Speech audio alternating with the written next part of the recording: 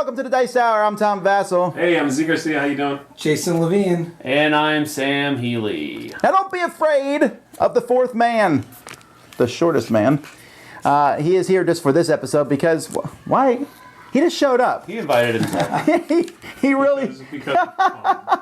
Because of Tom. No. Tom could not say no. That's what it was. Well, that's... He's too nice.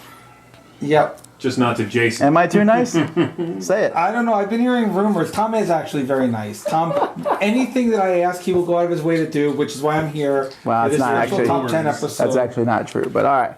Okay, today we're talking about top 10 dice games. And you know that we like dice. I like dice a lot.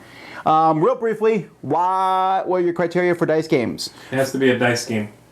Wow, that's in depth. I was thinking more along the lines as dice were the main, I guess you could say, not just mechanic, but they were the heart of the game.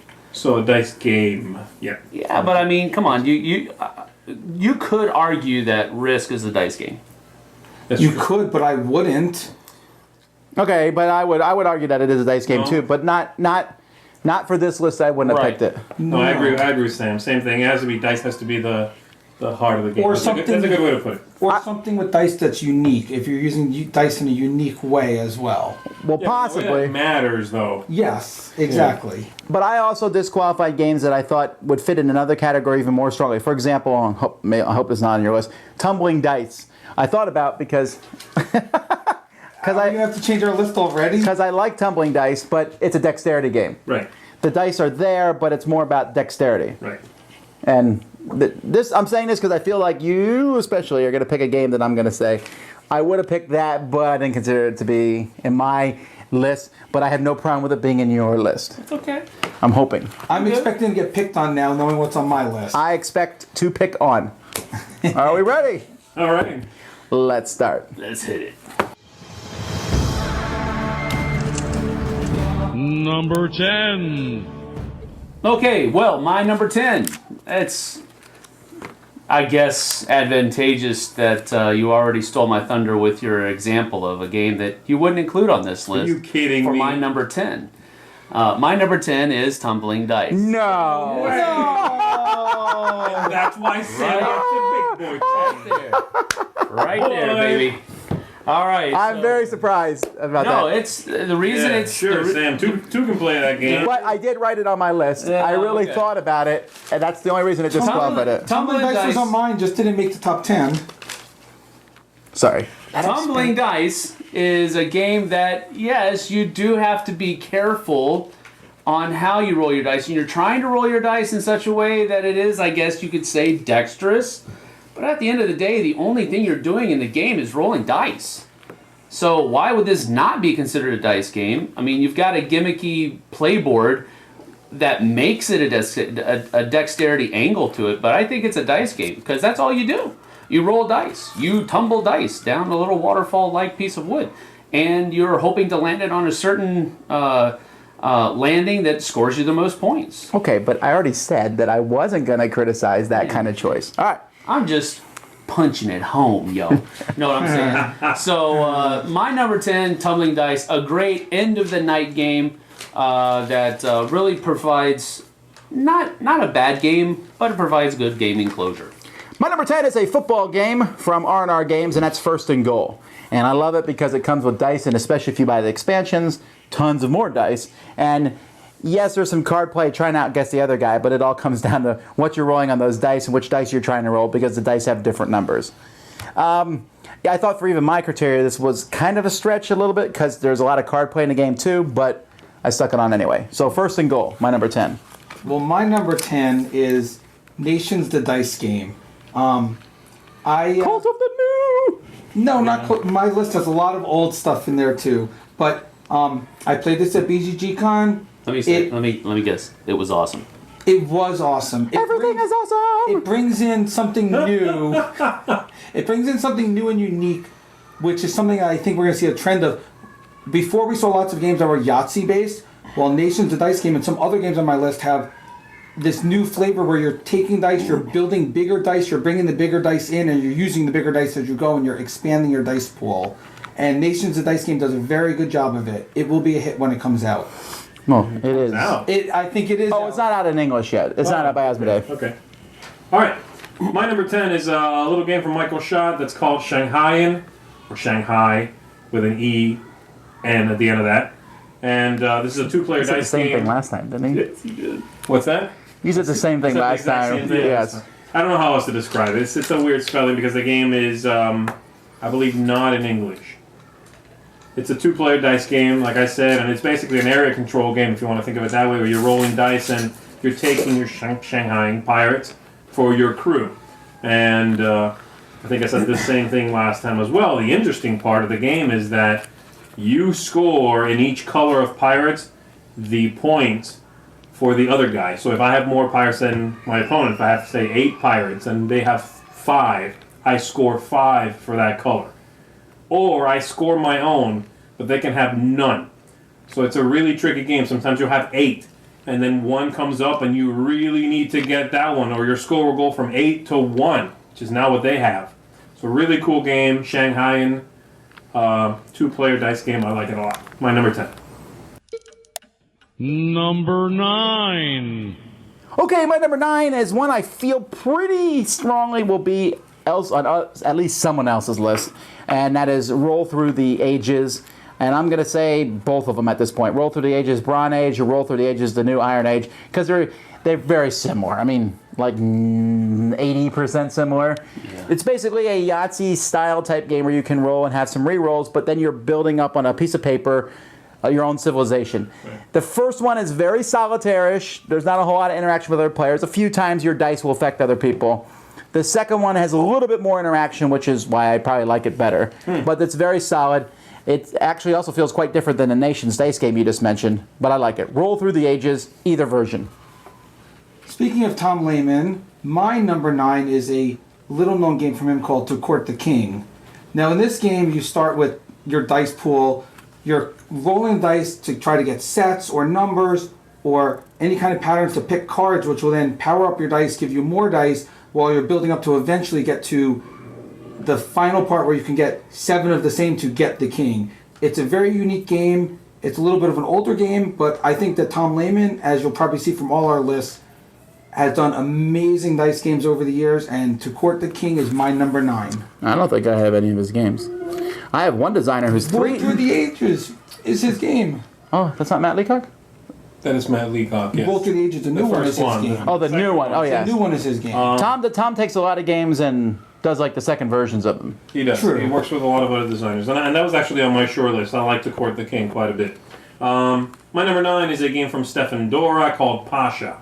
Pasha. And we continue the games no one else has played. I'll start getting into like really common stuff. Captain Obscurity. Just for 9s and 10s typically. No. Pasha is very strongly a Yahtzee variant, but I like the variants that it provides. I like that you have cubes that you can spend to change a die face when you're done rolling, but if you keep it, it's a victory point. I like that. It comes with a board that you place your combination on, and then you might get bonuses if you ended up on a specific column.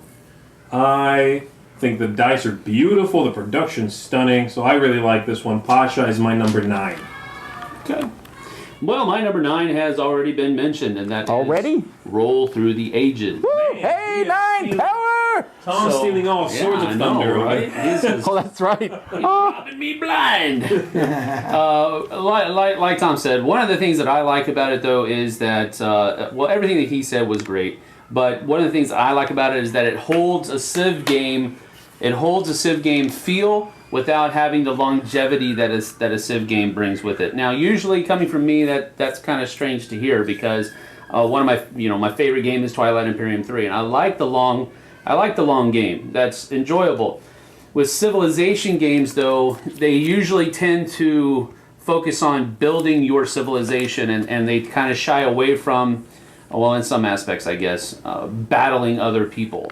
The bulk of your game is spent building up, and then you go out and fight. And that's kind of why I usually don't like the long Civ games. Roll Through the Ages gives me the same feel of a Civ game without the longevity. Yeah. So that's why I picked Roll Through the Ages as my number 9 dice game. Leading the pack, 2 votes so far. Let's go to number 8. Cool. My number 8 is Ispahan.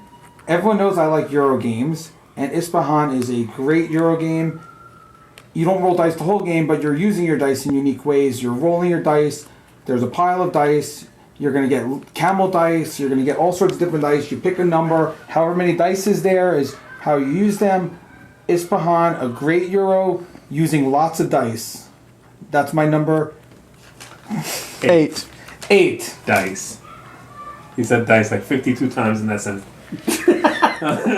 Okay, my number 8 is Alien Frontiers. Very simple area control game where you are colonizing, is it an unknown planet? No, I think isn't it Mars? Well, No, it's an unknown planet. It's an unknown Definitely planet. unknown. It's a really cool, it's got a very cool vibe to it. It's got this retro 50s sci-fi look to it. Yeah. Very neat. One of the heavier games on my list, Alien Frontiers, my number 8. I'd like to point out that that's one I didn't put on my list because I think of that as a worker placement game over dice game, although I seriously considered it was on my short list. And I crossed it off for that reason. I wavered on that point as well. all right, my number 8 is a game that preempted. No, it just came before. That's not preempted, but it came before Marvel Dice Masters. And I really think Marvel Dice Masters got its idea from this game, and that game is Couriers. Couriers is kind of a fantasy-themed style of Marvel Dice Masters. If you've only played Marvel Dice Masters, think of Couriers as medieval-style Dice Masters. But it's really a chicken-egg type thing. Can someone tell Sam that it's the same designers? Well, yeah, you know that. He's saying that.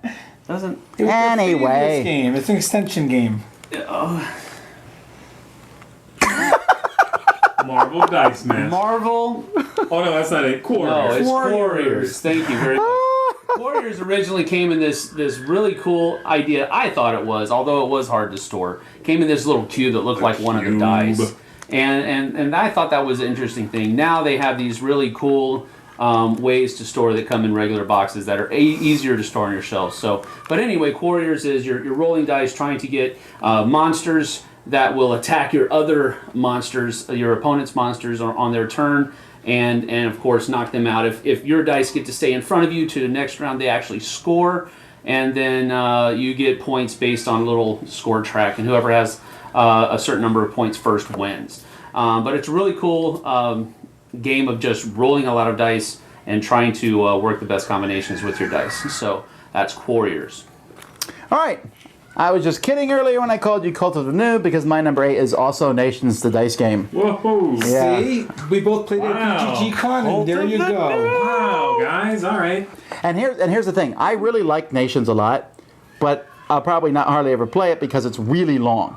2 players is much better, but 4 players Nations went really long. Yeah. Nations, the dice game, gives me almost the exact same feel. And I feel like I'm saying something you're going to say later on higher on your list. About it, anyhow, because you said it on many other lists. But it feels like Nations. I don't feel like there's any part of Nations, except maybe there's a slight bit more interaction, but there wasn't much interaction in Nations to begin with. Yeah. So if I can play it as a dice game, I'd rather do that. Shorter, right? Yeah. Done. Does the end scoring actually make sense, or did it seem is it anticlimactic? Like, Well, in this one, you're much more. You can see all the scoring as it goes by. I felt like the scoring was much more solid in this one. Okay. All right, so that's Nations, the dice game. Number 7. All right, my number 7 is Dice Town, a Bruno Catala game that has been around for some time now. It's still very popular, very well-liked game. I've played this a lot with many different groups. It seems to go over well no matter what setting you bring it out in. yeah. And it's just one of those staple dice games at this point, it feels to me. It's a classic, man. I mean, Yeah. the game's not that old, but it has that feeling.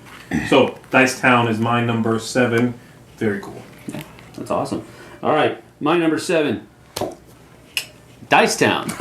Get out! This is called the Rob Sam of his Thunder list. Yes, it is. Anyway, well, I kept that's it fine. brief for you, man. I'm just saying it just says these are good figured games. It would be on someone else's These are good list. games, yeah. So I mean, it makes sense that they're on numerous lists.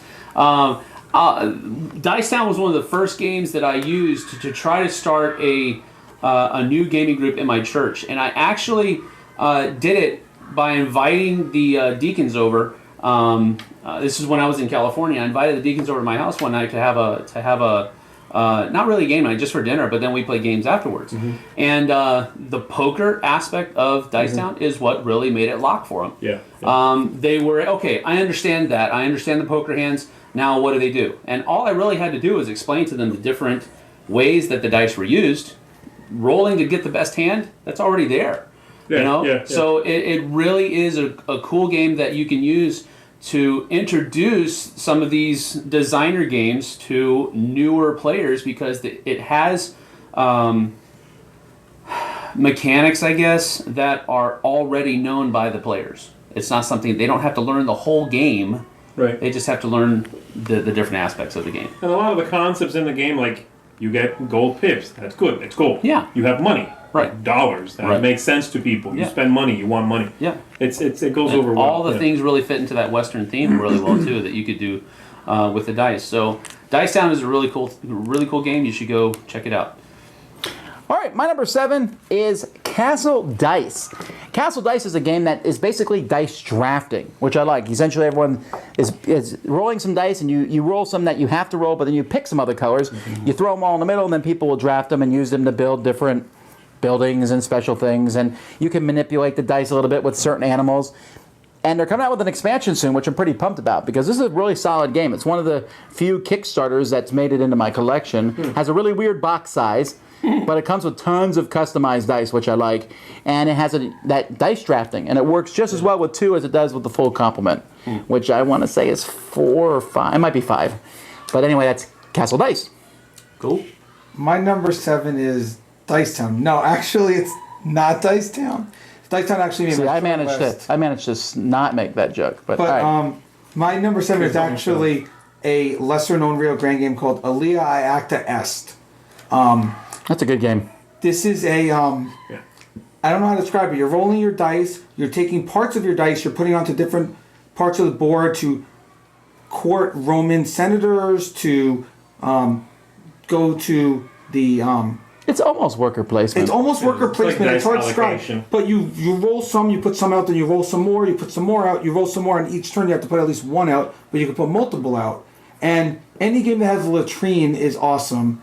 This game has a latrine where you knock your opponent's dice into the latrine. I can't even sing the "Everything Is Awesome" song there to that one. I'm sorry. That's I mean, come on. In no Roman one has times- said that. In Roman times, just like Many Romans. just like Tribune, any game with latrine, it makes it better, especially in Roman times. I The glory prefer to my Rome, latrine outside of the game, to be honest.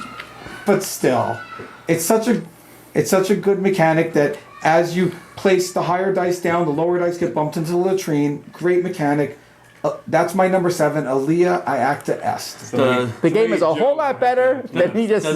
Does the game also have a poop deck? So many jokes I have to not tell right now. Moving on. Number 6. My number 6 is the dice version of a game, and I think this is the first one for me that I'm doing the dice version of something else, and that is Raw, the dice game. Raw. Wow, that's game pretty is high. A very nice game. Raw, the dice game, doesn't really feel like Raw to me, like the original. It's not one of those games that you can go, ooh, look at this, it's so like the first one. But it's a really solid game on its own right. You don't need to have to play the first one. It'll give you some reference points as far as the scoring works, but you don't need it. Raw, the dice game is a great game that I don't really hear a lot about anymore. It might be because it's a little older. It might be because it's not flashy looking. But as a game, it's really, really solid. It's quick. It gives you interesting choices, gives you interesting push your luck opportunities, and I really like it. So, Raw, the dice game is my number 6. Knizia. Speaking of Yahtzee-style dice games, I really don't like them, but I had to put one on there for sure. Yahtzee. Is it Yahtzee? And my number 6 is King of Tokyo. I know these guys are going to have it much higher than me, but I don't like... It may not be on my list. May not be on my list. Okay, sure. But I don't really like Yahtzee games. Unfortunately, Roll Through the Ages is not going to make it on my list. I had to pick between the two. Out. And King of Tokyo is more fun of the two. King of Tokyo is fun. You joke around. You're like, I'm gonna smash you with my claws, and I'm gonna heal myself, and I'm gonna power myself up with these lightning bolts, and it's just a fun game. The King of New York expansion, or the separate game, is as well fun. The expansion with the power ups, everything about King of Tokyo and the whole branding through King of New York. That is my number 6, King of Tokyo plus everything. Plus everything, okay. My number 6 is a game that came out last year, but seems to have really lost a lot of buzz. But I think if you are watching this, you should check it out. And that's Trains and Stations. From WizKids, from Eric Lang.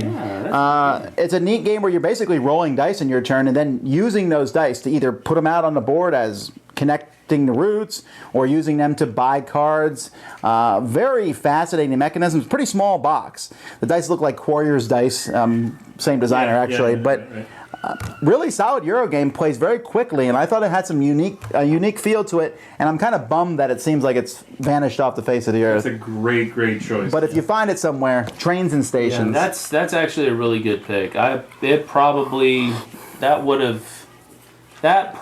would have knocked Tumbling Dice off if I would have thought of it. But like you said, it's flown under the radar ever since. Yeah, it really has. It really has, and it made my. I've really enjoyed that game a lot. So that's a good pick. Yeah, that'd be in my teens. All right, my number 6 is the descendant of Quarriors, and that is Marvel Dice Masters. Oh, I didn't think of that one. Yeah, you didn't. I didn't either. This cat's number 1. I'm calling it right now. Marvel Dice Masters is it's really a 2-player. I guess they do have a 4-player variant. I haven't tried it out, but it's very. I want to try it out. I don't know if I want to try a 4-player variant. One of the things I like about Marvel Dice Masters is that it's a very good 2-player game. It's a back and forth. I have my team going against your team. Right. I don't know if I want to convolute it, adding in those 3 and 4 players. But that's why I liked it better than Quarriors, because Quarriors, you have this thing where you have your monster out, but you don't know if it's going to make it around because you got to sit through 3 other people before it comes around. And whereas with Marvel Dice Masters, there isn't any of that. It's just a very straightforward face-to-face battle, and that's why I liked it better than Quarriors. Although I think both are very, very well-designed games, very fun to play. But my number 6 is Marvel Dice Masters. Cool. All right. That was everyone. That was everyone for 6. Yes, it was. Number 5. My number 5, which I know these guys are going to make fun of me because I don't know if it's considered a dice game or not, is Formula Day. Now, you might call deep. I'm kidding. You might call it a racing game, but to me, the core mechanic of it is dice. And the dice are unique. They're not just 6-siders, 8-siders, 4-siders. They're 6-siders, 8-siders, 4-siders with... Please explain, Mr. Jason. Special numbers on it for the gears. So your D4 only has 1s and 2s, so you only go speed of 1 or 2. Your D6 has a 2 through 5 on it. A 2 through 4. Your D8 goes from 4 to 8. So you have unique numbers, and they actually function as gears and how fast you move on the board. Right. And I love the unique use of dice in Formula Day. I'm not going to make fun of you. Like I said, to me, I look at that as more of a racing game, but I can see how you call it a dice game. That's dice. That's what you're doing for most of the game. I considered it for my list. So, I considered it.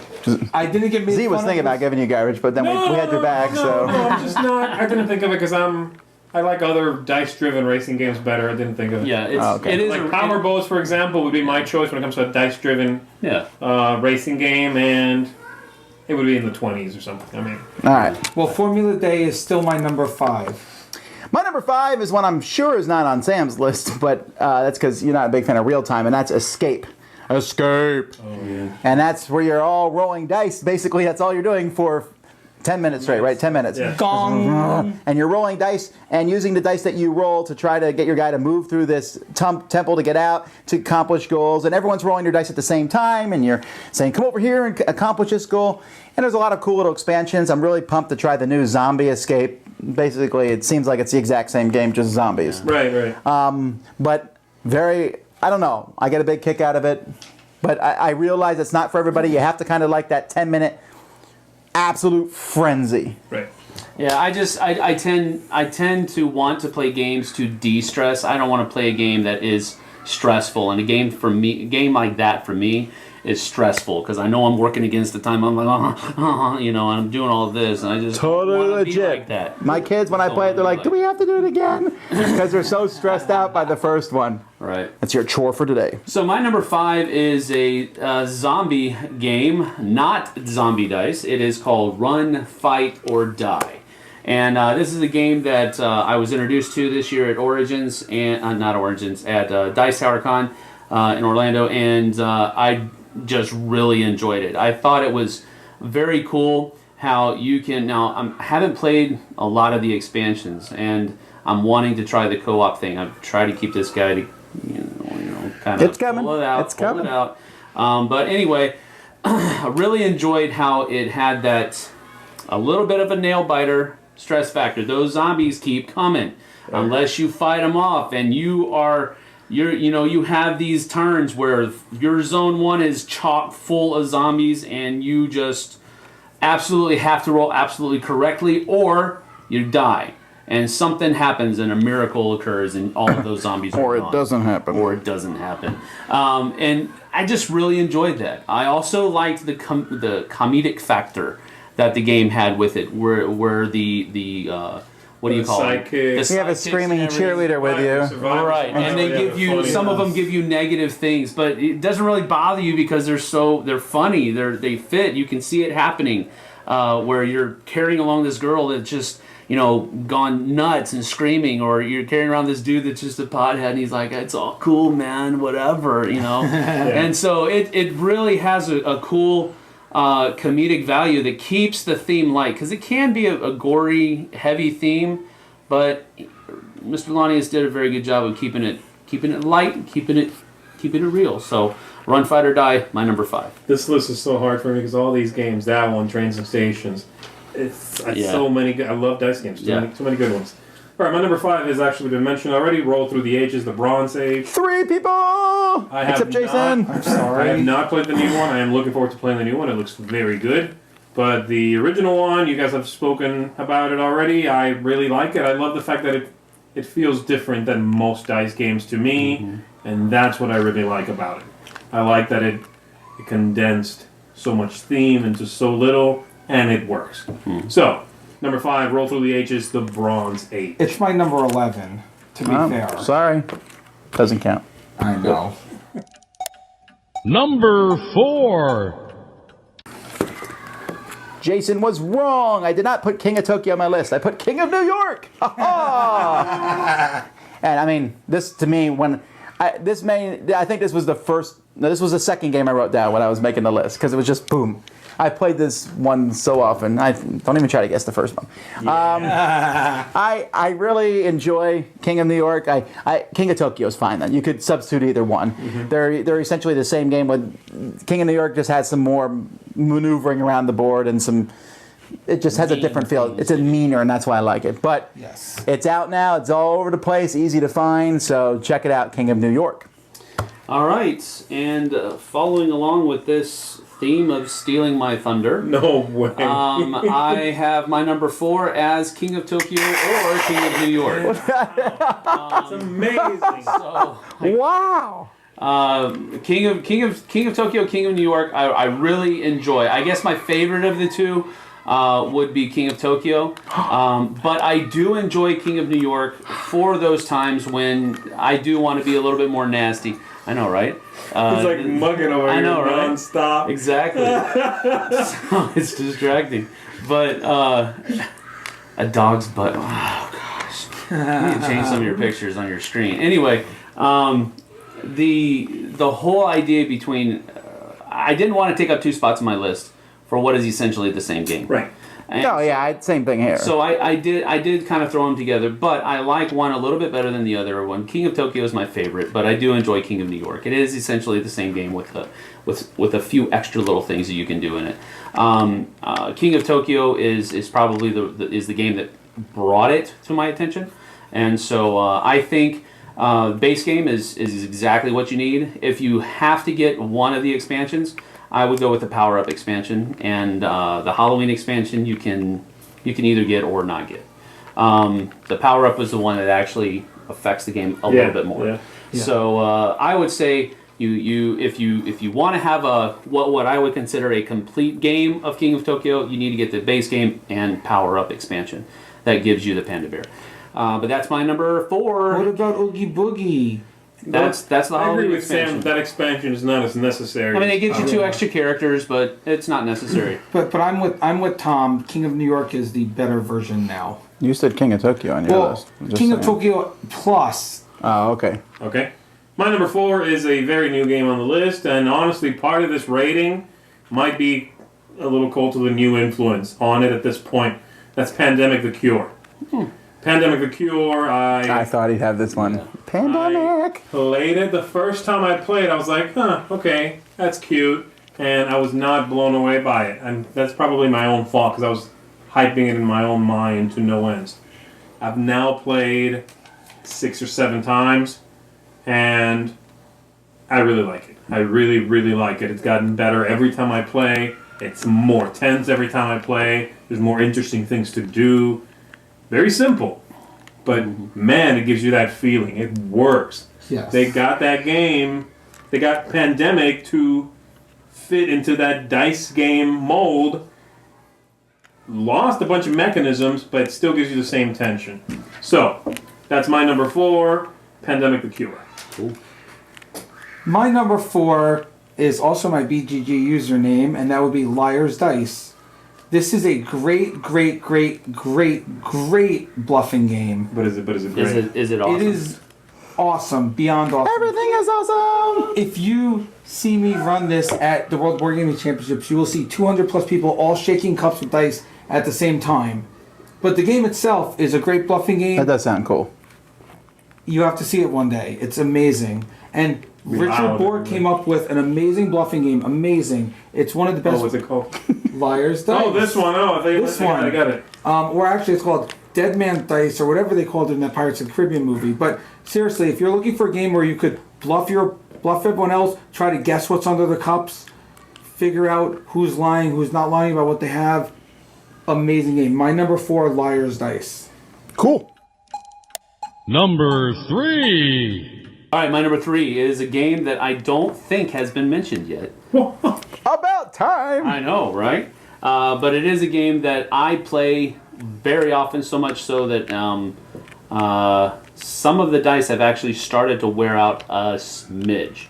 Not a whole lot, but that is Bang the Dice I game. thought this was your number There we 1. go. Actually, I was waiting for it. Yeah, Bang the One Dice or game. 2, yeah. We've mentioned it so many times, so it's there. But Bang the Dice game is it takes the card game Bang, puts it into a dice format, takes the length of Bang the card game, shortens it drastically, but still carries that feel of a old western town shootout battle going on within. It just really carries very strong feel to it. So if you're looking for a party-ish level dice game that is very easy to teach but very fun to play and carries a pretty good thematic punch as well, that's Bang the Dice game. Yeah, My number it's very 3. good.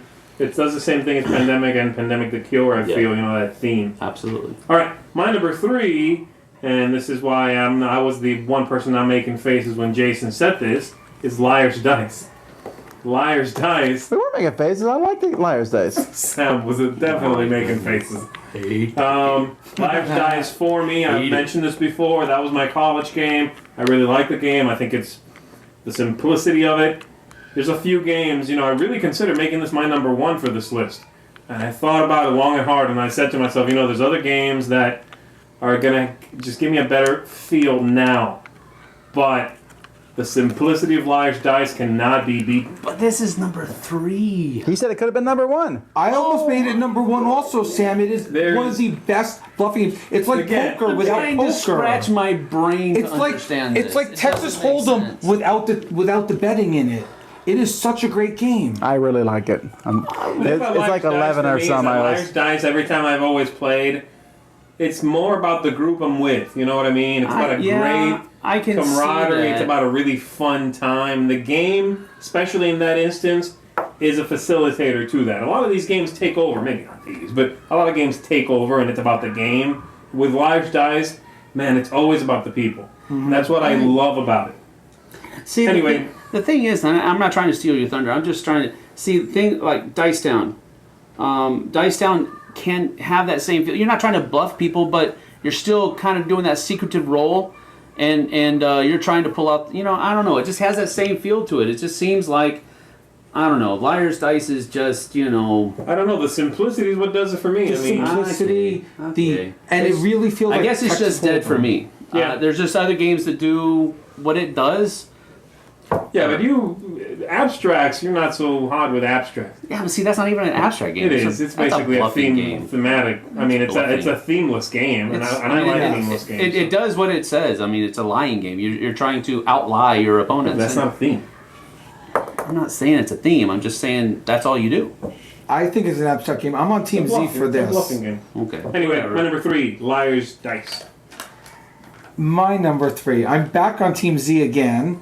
Alien Frontiers.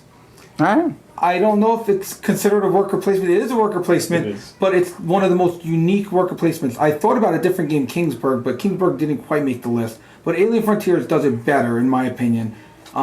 You're using your dice. You're trying to roll for straights or pairs, and then you're taking up spots on the board and worker placing your dice to then build, grab onto the map, get spaces to get more dice, more combinations, build up to get your victory points. It is such a unique game. In fact, I think it's the game that started the whole Kickstarter craze. It's the first game that was a successful Kickstarter and an amazing game at that. And I can't say anything bad about this game. I think it's an amazing game. My number 3, Alien Frontiers. Gonna buy you thesaurus. All right, my number 3 is Quarriors.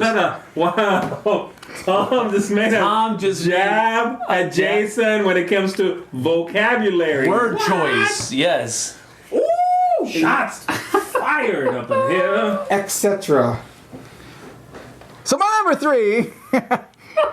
All right, guys, point taken. All right, my number 3 is Quarriors. I'll go with Sam on this one. I like it better than you, I guess. But What's your number one? Quarriors is your number 3. Really? Quarriors is my number 3. I really like Quarriors. I like games where they have lots of cool dice like that, and I like rolling them. I like attacking the other players with the different dice. I think it would not be my number 3 without Quarterfacts. The Quarterfacts expansion really added a lot of strategy and depth to the game. If it wasn't for that, it might have been like number 10. The questing one was. I'm sorry, not Quarterfacts. Quest of the Gladiator. Yeah, Quest of the Gladiator. Those names are so stupid. Quarmageddon. All right. And Quite and Quark. Quiet. All right, I quit. My number 3. Yeah, nice. My number 3 is Quarriors. Quext. Number 2. On 2s. All right. Well, my number 2 is a game of rolling dice. Get out, Samuel, get out! No. With a fantasy theme wrapped around it, and that is Kingsburg. Kingsburg, to me, is a dice You game. just knocked him right there. Kingsburg is a dice game that has a worker placement mechanic in it. That's the way I look at it. Now, can you say that it's a worker placement game? Sure, absolutely. But your workers are dice, and so it's a dice game for me. Using your dice to manipulate different people in the king and queen's court, getting them to get you resources, looking into the future to see what kind of monsters are going to attack in the winter, using those resources to build up your village and shore up your defenses for that imminent attack. It's just a really cool game, and it's a very simple game to teach. I'd say after the first or second round of rolling dice, people know what's going on, and now they're in it. You don't have to, because I played games where you go the whole game and you really don't know exactly what's happening until that next time you play the game. Right. And that first time is just all learning. The game's really easy to teach, but I find it's not a very good introductory game because of the tech tree. Oh yeah, is a beast. It's a tech tree game. It is because of your village and what buildings you build and that type of thing. And that's where you start getting competitive. But learning the game, learning how to play the game is very simple. Easy, right? Yeah. So, beyond the shadow of doubt, this is the second game that I wrote down when I was making my list, Kingsburg. All right, my number 2. Z and Sam both mentioned already, Dice Town, which I like a lot. Yep. Obviously, my number 2. The first time I played it, we rolled the dice into the cups, and I was like, I was just amazed at the sound of the cups hitting the table, then keeping some of the dice and rolling others. It was such a solid hit, and like Sam said, so easy to teach people. You want gold, you want money, let's do it. And it has a strong Western theme to it, I thought. So Dice Town, superb. Yep. Dice Town is a very superb game. And it's your number 2? It made my short list. It didn't quite make it. Oh, sorry. But my number 2 is a game that I don't think any of these guys have played. I don't think any of you at home have played yet. Bring it. It's a Tom Lehman game called Roll for the Galaxy. Oh, now we're playing Cult of the Super New. I'm going to start something called Cult of the Unreleased, where I'm going to put games on my list I haven't played. I was just thinking. I have played. Wait, Roll so for the you Galaxy. just played this, and it's number 2 on your dice game is awesome. And Everything is awesome. And I played on Eric's set where we only built to 8 developments and worlds and So you're realized saying we his ran out of game, the way he tiles. designed it, is too long? No, we ran out of tiles and didn't realize that Eric. Wait, so you played a partial game and you still put it at number 2? That amazing. This game, not the way it is. Basically, Race for the Galaxy as a dice game. You roll your dice, you line them up in your different slots, your 5 different slots: the explore spot, the develop, the settle, the produce, and the Consume? I will say it does look really good. It's got awesome looking dice. You take the dice, you pick one of your dice, you put it up at the top. That is the power you're doing. That die plus every other die shows how much of that power you do. Then the other dice sits it back. You hope that other people do it to get the residual effects on your other dice. As you spend dice, they go into a population. Wait, are you teaching the game here? Yes, I am. As you spend, No, we only have like 10 seconds. they Come go in a on. Tell people like population it. pool. You also have to build up your money to then buy your dice back because you might have less dice in a turn or more dice. It handles the card deck building. It handles everything. Number 2, and might have been number 1, but I like something better. Number 2 is Roll Through the Galaxy. Get it as soon as it comes out. Okay, Z. Time's up.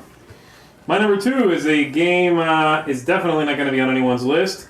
I don't think that many people enjoy this game. I've taught it to It might be Sam. my number It is 1. called Saint Malo. That was on my short list. Really? That's your number 2? My number two. Wow, it's a good game, but Malo wow. is, I've always said that to me, it feels a little bit like King of Tokyo-ish, but like the Euro version of that. That's the one we got to draw on the board. Yeah. You draw on the board. And I really like the game. I think it's a brilliant little game where you are.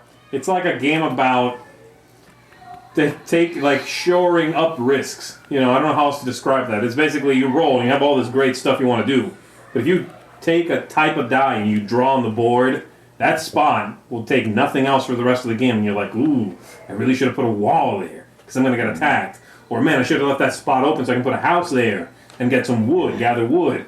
Or, and this is, you're constantly doing this give and take with yourself where you're, letting things go, but then it'll come back and bite you. Brilliant game. I think it's excellent. That's my number 2. It's an Alea game, Saint Malo. Yeah, that's a good game. My only thing with it was the drawing thing, and if you weren't careful, the drawing would mess up. I don't know. I'm a more of an aesthetic type of guy, and I want the nice looking board. And when I get to drawing with a felt marker, and then it's dry erase. Yeah, so if you just accidentally smudge it, well, oh man, what did I have there? That type of thing. But I will say that how the buildings work together, and that was a cool aspect about the game. All the combos and the spatial relationships, man, make that game. Yeah. It's great. And finally, number 1.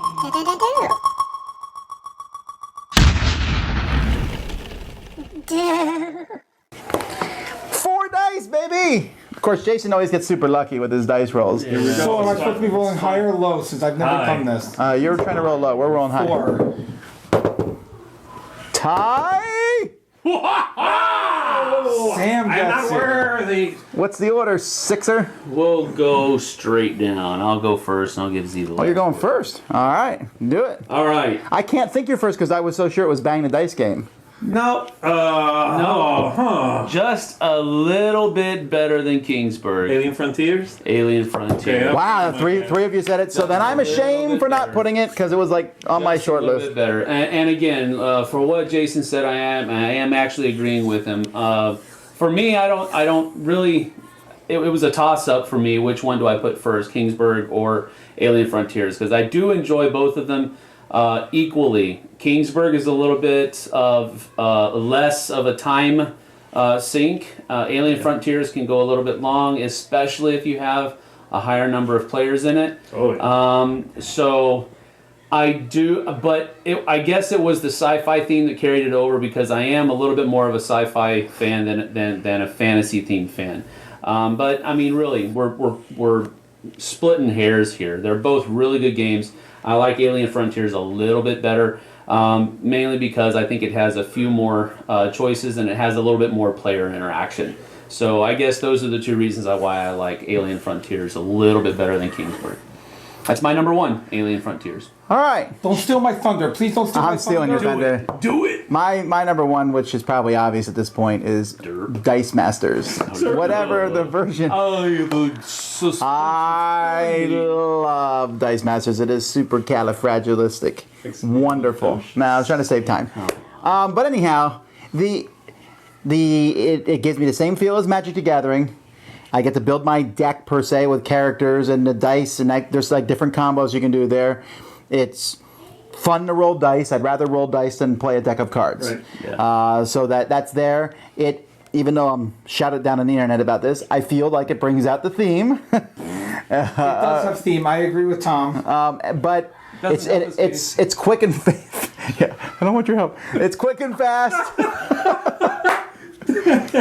It's quick and fast, easy to play, and it's I don't know if it's my most played game of the year, but it's pretty close this year. I'm really enjoying it. All right, go ahead. Okay. It's your number one too, Well, isn't it? You guys both had Quarriors on your list.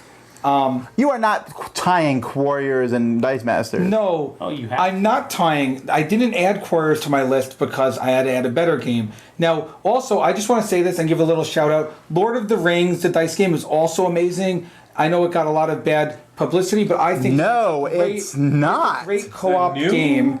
It came out after Quarriors and before my number one. Marvel Dice Masters, everything about it. It's awesome. Everything is awesome. The dice are great. The sides, the characters on the dice, awesome looking. The dice look awesome. The gameplay's awesome. Everything about it is awesome. Wait. Is everything about awesome? Are you sure of that? Everything about it. Wait, he said everything about the game was awesome, right? Okay, not the collectability. Oh no! Except I don't like collectability. I would love to buy a collector's edition one day. Do you hear that, Wiz Kids? Collector's edition. I don't like collectability. I want to buy the collector's I would buy the collector's edition for $200 a pop. You hear that, Wiz Kids? $200 a pop. I would buy the collector's edition. But I do have everything from both sets. I've collected it all. No, he gets 2 of everything. That's why it drives you Do you know nuts. why I have 2 of everything? Because you're greedy. If I can play with Z, then I can say, hey Z, you have a choice of every character. I have a choice of every So you character. can both use the same 8 characters. So we can both do the same 8 if we want. It is the best Why aren't we game. doing this? To me, Dice Masters is the game of the year. I don't want to. Me and Tom already have a challenge into Eric and Mike that we heard that they beat BGG, Aldi, and Eric. We are going to beat you. Team Dice Tower, Jason and Tom are going to beat you. Look, we may not do this because We are going to do that at some point. it would be bad to humiliate the designers at their own game. Oh, yes, I'm with Tom on that. Gauntlet. Gauntlet is thrown, and I'm looking forward to the next expansion. I'm looking forward to the Dungeons and Dragons ones. I'm looking forward to Age of Ultron. Okay, we gotta get to Z. I'm looking forward not to Pokemon or what is it, Pokemon or whatever it is. Yu-Gi-Oh! Go, Z. Yu-Gi-Oh! Let But Z talk. Number 1, Marvel Dice Masters. It's awesome. It's awesome. Huh? What? What do you think it is, guys? You've seen it, so. I don't know. Your number one Is it one that we've already said? dice Yes. game. It's one that we've already said. Did you say Roll Through the Ages yet? Yes, he did. Marvel Dice Masters? No. Well, it's not DC Warriors. Dice Masters? Huh? It's not Warriors. I don't know. Bang the dice game. I would say either Bang the Dice Game or King of Tokyo. Oh, yeah. All 4 of our lists now. That's the only game that made all 4 lists. All right. Yeah. Okay, King of Tokyo. You guys have talked about it at nauseum.